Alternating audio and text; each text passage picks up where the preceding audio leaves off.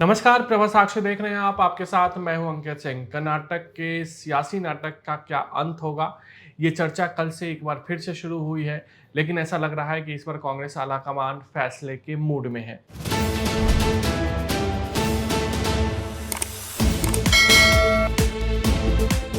जी हाँ, कर्नाटक में सिद्धारमैया बनाम डीके शिव कुमार की जो लड़ाई है, वो आखिरकार कुर्सी के लिए है और सीएम की कुर्सी 2.5 साल वाले फॉर्मूले के बाद किसके पास रहेगा, ये बड़ा सवाल है। क्योंकि 2.5 साल से अधिक समय से सिद्धारमैया मुख्यमंत्री हैं, डीके शिव कुमार गुट लगातार दबाव बना रहा था कि 2.5 साल उनके पूरे हो चुके हैं, अब हमारी बारी है। और ऐसे में डीके शिव कुमार ने कांग्रेस आलाकमान पर दबाव बनाया, उसके बाद बैठक हुई और जो सूत्र खबर बता रहे हैं उसके मुताबिक राहुल गांधी ने बैठक में साफ तौर पर सिद्धारमैया से कहा कि आप इस्तीफा दीजिए, आपके सम्मान का हम ध्यान रखेंगे, आप दिल्ली आइए, केंद्र की राजनीति कीजिए, राज्यसभा में भी आपको पद दिया जाएगा।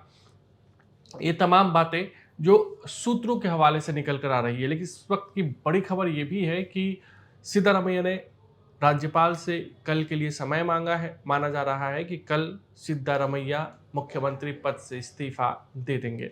हालांकि मुख्यमंत्री पद से इस्तीफा सिद्धारमैया दे देंगे, इस बात की चर्चा खूब हो रही है, लेकिन सवाल ये भी है कि क्या डीके शिव कुमार ही मुख्यमंत्री बनेंगे? क्योंकि देखिए, कई ऐसे मामले सामने आ रहे हैं जिसमें कहा जा रहा है कि डीके शिव कुमार या फिर अन्य पर दांव लगाया जा सकता है।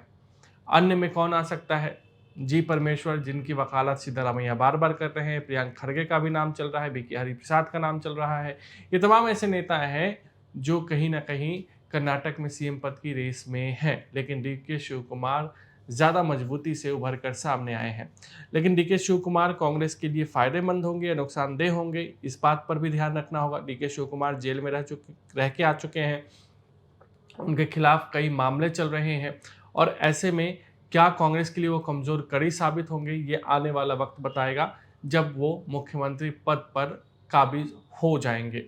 इसके अलावा डीके शिव कुमार को देखा जाए तो वो पैसे वाले नेता हैं, वो मैनेजमेंट वाले नेता हैं, लेकिन सामाजिक समीकरणों वाले नेता वो अब तक नहीं बन पाए हैं। ये चीज़ सिद्धारमैया के पक्ष में जाता है। सिद्धारमैया भ्रष्टाचार का बिल्कुल भी उन पर दाग नहीं है। इसके अलावा उन्हें अहिंदा का नेता कहा जाता है, यानी कि मुस्लिम, पिछड़े और दलित के नेता के तौर पर सिद्धारमैया ने पूरे कर्नाटक में एक अलग पहचान बनाई है और ये एक बड़ा कारण है कि सिद्धारमैया को अगर कांग्रेस हटा रही है तो नुकसान उसको उठाना पड़ सकता है, लेकिन नुकसान कितना होगा ये भी देखने वाली बात है। लेकिन सिद्धारमैया जो हैं, क्या दिल्ली आकर वो शांत रहेंगे? इस पर भी गौर करने वाली बात है, क्योंकि खबर ये भी है कि बीएस येदियुरप्पा जो कि बीजेपी के नेता हैं, उनसे सिद्धारमैया के संबंध बहुत अच्छे हैं। ये तमाम चीज़ें हैं जो छन-छन कर खबरों के माध्यम से हमारे बीच आ रही है, हमारे पास आ रही है और हम आपको बता रहे हैं।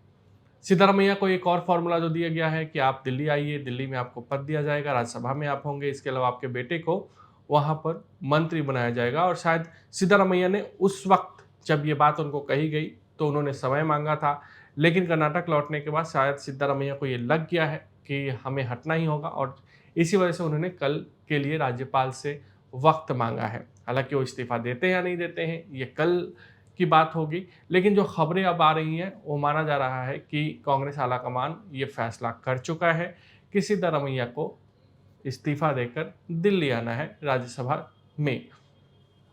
अब बड़ा सवाल ये भी है कि क्या कांग्रेस की राजनीति इससे बदल जाएगी?